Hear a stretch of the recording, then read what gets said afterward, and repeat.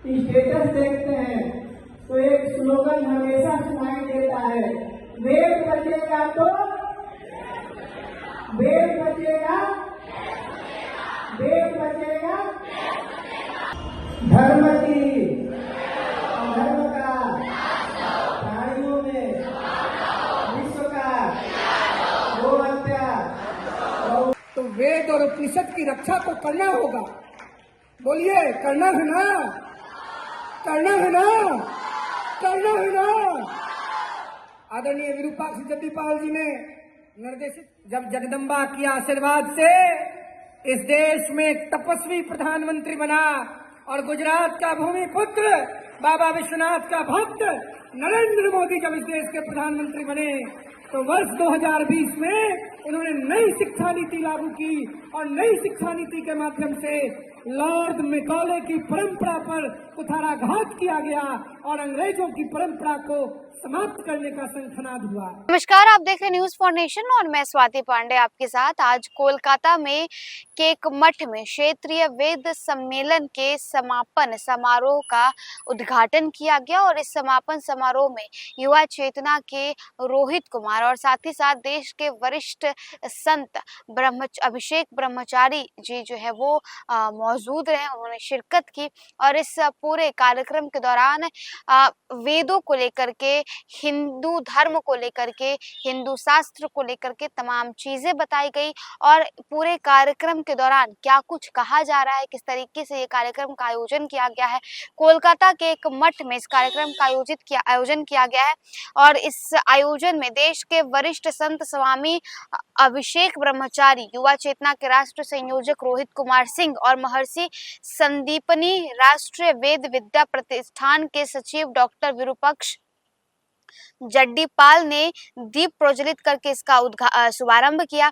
स्वामी अभिषेक ब्रह्मचारी ने कहा कि वेद बचेगा तभी देश बचेगा। तो देखिए, सनातन धर्म को लेकर के, हिंदू धर्म को लेकर के, वेद को लेकर के तमाम बातें कही गई और वेद को बचाने को लेकर के क्या कुछ वरिष्ठ संत अभिषेक ब्रह्मचारी जी कह रहे हैं और रोहित कुमार जो कि युवा चेतना के हेड है वो क्या कुछ कह रहे हैं, उनकी बातों को सुनवाते हैं। तपोभूमि को आजादी 1947 में मिली। देश की आजादी के बाद लंबे समय तक इस देश में जनता के वोट के प्रभाव से लोग प्रधानमंत्री बने, लेकिन किसी भी प्रधानमंत्री ने मैकॉले की शिक्षा पद्धति को खत्म करने का प्रयास नहीं किया। यह दुर्भाग्य है इस देश का। और सौभाग्य कब जगा? जब जगदम्बा के आशीर्वाद से इस देश में एक तपस्वी प्रधानमंत्री बना और गुजरात का भूमि पुत्र बाबा विश्वनाथ का भक्त नरेंद्र मोदी जब इस देश के प्रधानमंत्री बने तो वर्ष 2020 में उन्होंने नई शिक्षा नीति लागू की और नई शिक्षा नीति के माध्यम से लॉर्ड मैकॉले की परंपरा पर कुठाराघात किया गया और अंग्रेजों की परंपरा को समाप्त करने का शंखनाद हुआ। जो काम 47 में होना चाहिए था उस काम को कांग्रेस के लोगों ने नहीं किया, क्योंकि कांग्रेस पार्टी तो अंग्रेजों का ही न क्लब था। 1885 में डब्ल्यू.सी. बनर्जी और एलन ऑक्टन ह्यूम जैसे लोग जब उसके नेतृत्व के रूप में उभरे तो क्या हुआ? ज्यादा विस्तार से उन विषयों पर नहीं जाएंगे। विषय जो मूल है वो ये है कि अपनी संस्कृति और सभ्यता के संवर्धन का प्रयास हमको और आपको मिलकर करना है। भारतीय संस्कृति और सभ्यता जब सुरक्षित रहेगी तभी आप और हम सुरक्षित रहेंगे। जब आप और हम सुरक्षित रहेंगे तभी भारत माता का वैभव आकाश की ऊंचाइयों को प्राप्त करेगा। और जब भारत माता का वैभव आकाश की ऊंचाइयों को प्राप्त करेगा तभी मर्यादा पुरुषोत्तम राम के राम राज्य की परिकल्पना साकार होगी।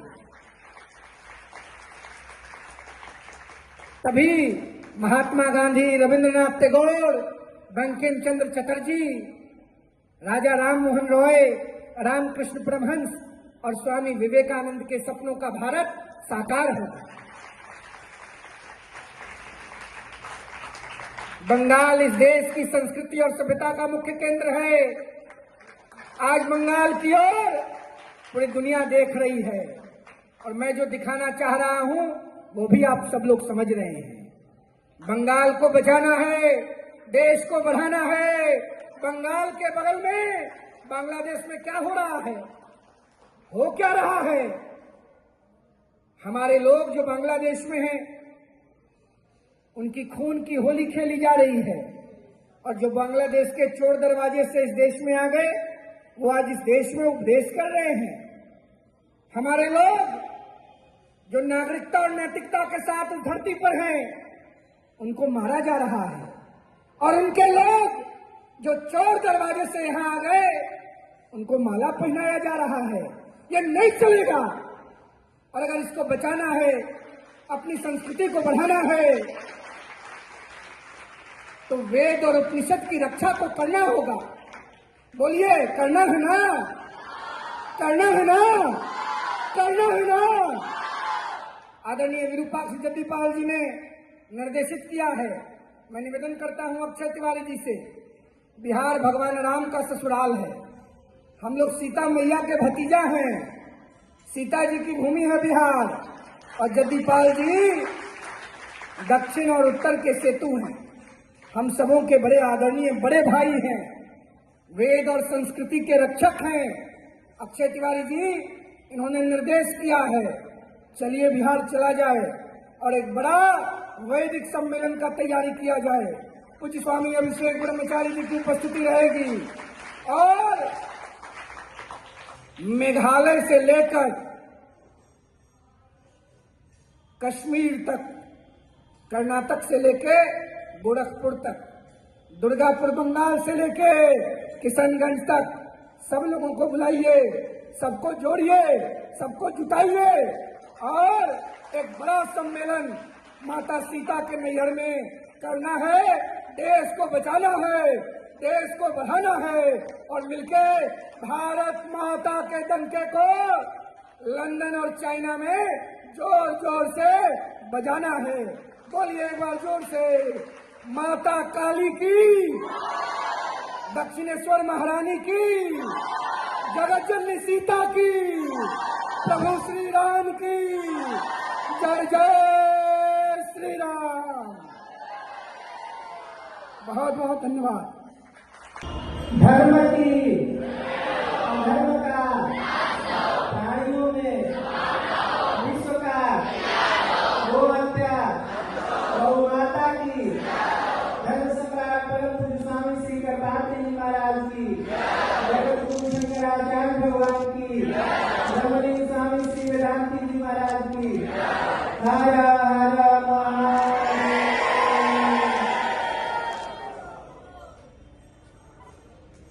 एक जब हर लोगों के हाथ में आजकल मोबाइल विद्यमान है, सब लोग मोबाइल के बिना रहते नहीं है। व्हाट्सएप भी देखते हैं, व्हाट्सएप पर स्टेटस भी देख लेते हैं, फेसबुक भी देखते हैं, अन्य ट्विटर भी देखते हैं, यूट्यूब भी देख लेते हैं। तो जब कभी हम विरूपाक्ष जी का स्टेटस देखते हैं, तो एक स्लोगन हमेशा सुनाई देता है, वेद बचेगा तो, वेद बचेगा, वेद बचेगा। और सुंदरकांड की एक चौपाई भी हमको याद आता है, जब विभीषण की रावण को समझाते हैं तो कहते हैं कि तात राम नहीं नरभू पाला, भुवनेश्वर का लहुकर काला, ब्रह्म अनामय अन्य भगवंता, व्यापक अधिक अनादि अनंता, गो तुझ देव धेनु हितकारी, कृपा सिंधुमान मुस्तरधारी। इसके बाद आता है कि वेद धर्म रक्षक सुन भ्राता। ऐसे करके भगवान का संबोधन होता है, और जब भी चर्चा आती है तो वेद की चर्चा आती है।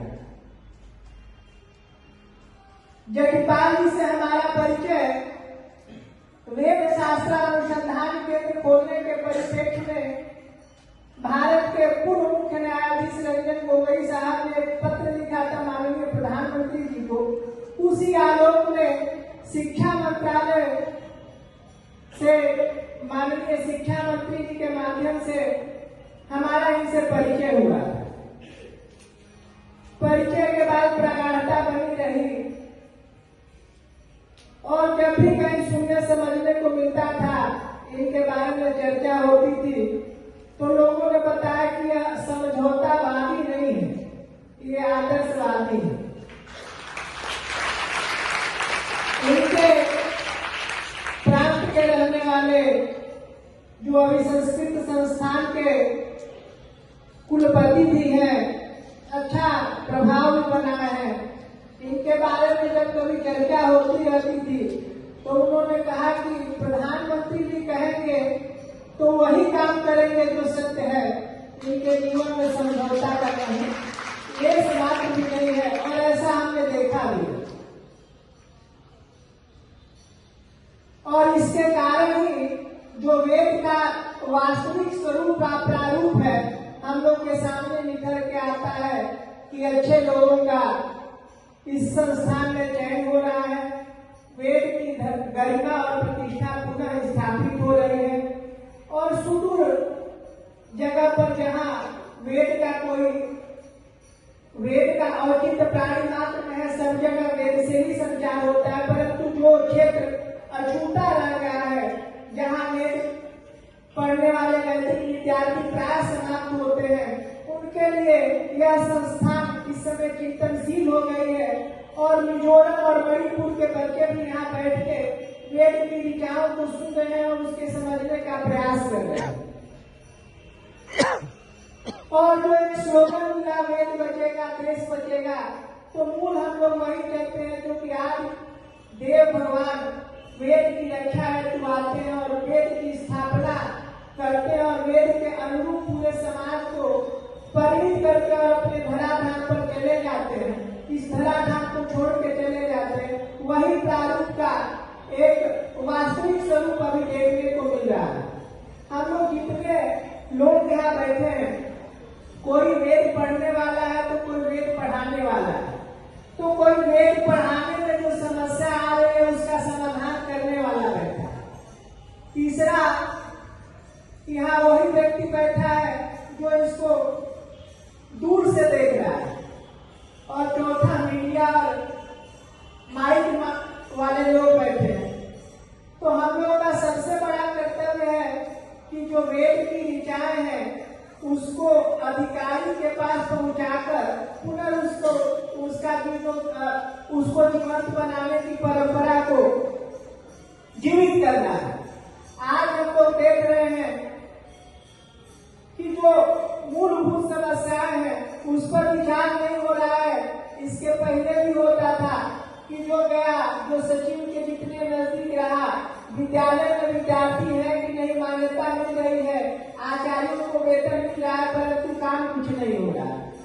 अभी हम लोग कल महाराष्ट्र के राजधानी मुंबई के थे, वहाँ एक हाई कोर्ट के जस्टिस से बात में ह्यूमन राइट्स कमीशन के अभी चेयरपर्सन है, वो कुछ गौशाला और वेद प्रेमी लोगों के साथ हम लोग के पास आए थे। हम लोग वहाँ बैठे भी थे, तो ये चर्चा हो रही थी जिसमें हम लोग के सचिव जी की भी चर्चा आई। उन्होंने कहा कि हम मिले तो नहीं है परंतु उनके बारे में सुनते हैं, टाटेरी करके थे, बड़ी अच्छी प्रतिष्ठा वेद की हो रही है। और साथ ही हम लोगों ने कहा कि महाराष्ट्र में जितनी भी गौशालाएं हैं उसमें एक वेद का भी विभाग बनाया जाए, वेद की भी प्रतिष्ठा हो, एक और गौशाला चले और एक साल अपनी पुरातन संस्कृति को लाभान्वित करने वाला पाठशाला भी चले। इस उद्देश्य से भी हम लोग कुछ काम कर रहे हैं। जब हम बैठे थे तो ये चर्चा हम लोग आपस